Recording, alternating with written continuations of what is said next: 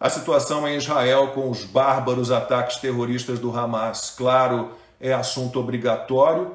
Eu recomendo que vocês assistam a depoimentos do analista político palestino Bassem Eid, da Prager University dos Estados Unidos, e do Dennis Prager, que estudou no Instituto do Oriente Médio da Universidade de Colômbia.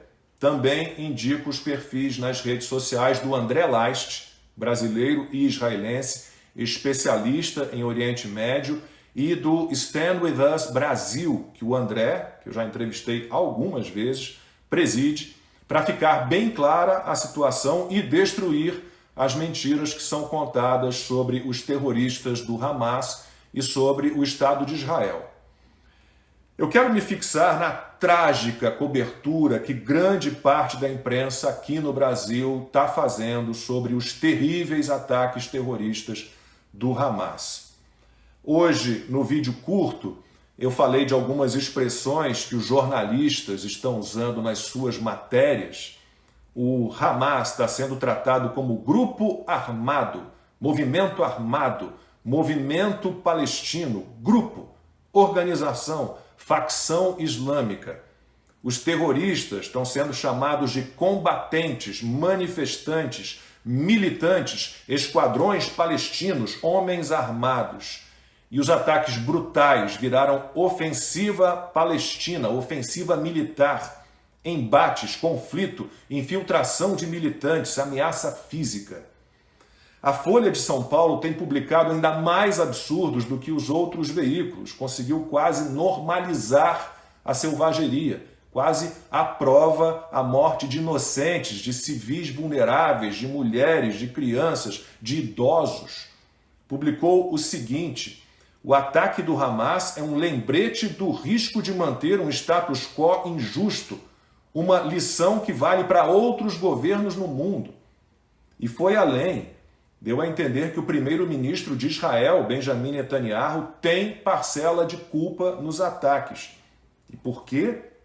Porque ele é intransigente, porque é de extrema direita, porque lidera o governo mais à direita da história de Israel. É o mesmo pensamento do Celso Amorim, que manda na política externa do Lula. Ele declarou que Israel acabou gerando essa situação. Olha o que a Folha publicou, tem mais.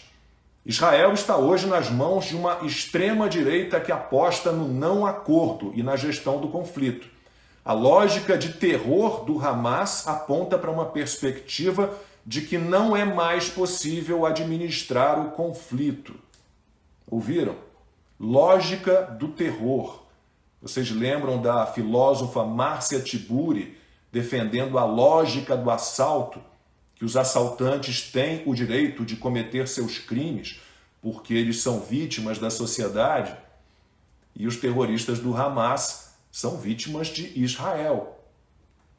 A imprensa brasileira, que considera as pessoas de bem que vivem em favelas do Brasil e que são, maioria, reféns da polícia, das forças de segurança, e não reféns dos traficantes de drogas, é a mesma imprensa que considera os palestinos de bem, também grande maioria, reféns de Israel e não do Hamas. Os nossos jornalistas defendem a prisão política, a tortura das tias do Zap, dos avós do Zap, de autista, de índio. Vem terrorismo no 8 de janeiro, mas não o praticado pelo Hamas. Uma matéria do G1 teve o seguinte título: entenda o conflito que gera onda de violência entre Israel e Palestina. Repararam? Conflito. Onda de violência. Palestina e não grupo terrorista Hamas. O G1, que também já publicou o seguinte: Polícia Federal cumpre mandados em operação que investiga atos terroristas em Brasília. Parte da imprensa brasileira já festejou gente como Cesare Battisti, terrorista italiano assassino. Olha aí a capa da Isto É, de agosto de 2011. Battisti, um cidadão do Brasil.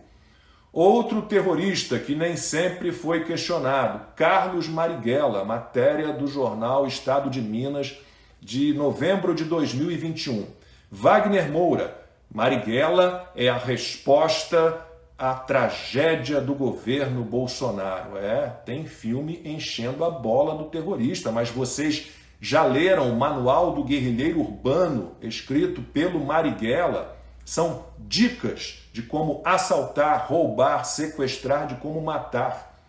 E é fácil de entender por que comunistas defendem o terror. É a defesa dos seus próprios métodos, da sua natureza. Lula é amigo do narcoditador Nicolás Maduro, do ditador Daniel Ortega, dos ditadores cubanos, do Xi Jinping, dos extremistas do Irã. Quer ser amigo do Putin e é amigo dos terroristas do Hamas. O Brasil 247 pode publicar que é falso que Hamas parabenizou Lula por vitória nas eleições. Vai ser sempre rebatido nas redes sociais. Por isso, eles defendem a censura às mídias digitais. Pelo menos, ainda há algum compromisso com a verdade em alguns veículos. O IG publicou o seguinte: é verdadeiro que o Hamas parabenizou Lula pela vitória de 2022. Olha, existe o certo e o errado, o bem e o mal, e o Lula vai sempre correr para a desgraça. Ele não defende a democracia coisíssima nenhuma. O caminho dele é a barbárie. O problema é que, como os palestinos de bem, que têm uma causa legítima e são reféns do Hamas, os brasileiros de bem também são reféns de uma figura asquerosa e que é protegida por uma imprensa igualmente asquerosa.